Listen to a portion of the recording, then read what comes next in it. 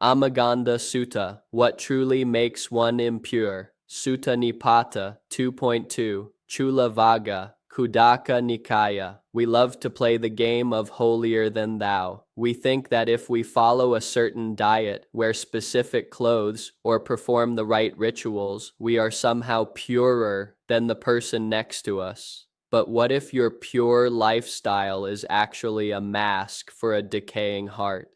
2,500 years ago, a Brahmin confronted a sage with a question about the foul stench of eating meat. The answer he received didn't just challenge his diet, it shattered his entire worldview. Today, we dive into the Āmagandha Sutta, the teaching that reveals what truly makes a human being impure. The sutta begins with a Brahmin who is proud of his asceticism. He avoids foul stench, which to him means eating meat. He sees himself as refined, clean, and spiritually superior. This is the ritual trap. It's the belief that external avoidance equals internal excellence. We see this today in performative wellness. People who are obsessed with organic labels or aesthetic meditation setups, yet are filled with judgment and anger toward those who don't follow their path. The Brahmin was looking for a stench in his bowl, completely unaware of the stench rising from his own pride. The Buddha, speaking through the sage Kassapa, doesn't argue about the food. He redirects the entire conversation. He says, killing, beating, cutting, binding, stealing, lying, fraud, and deception. This is the foul stench, not the eating of meat.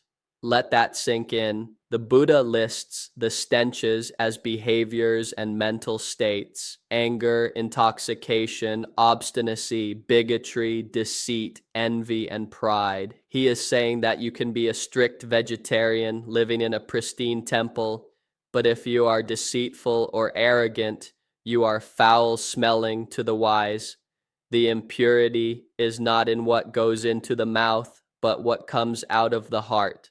The sutta goes further, listing harshness, backbiting, betrayal, and pitilessness. These are the real toxins. Think about the energy of a person who is constantly judging others.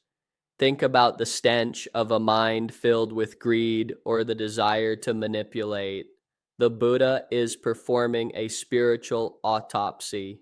He is showing us that rituals are just decorations on a corpse if the character is dead.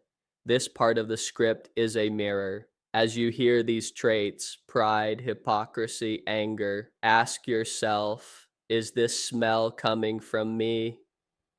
True spirituality begins with the courage to admit our own internal decay.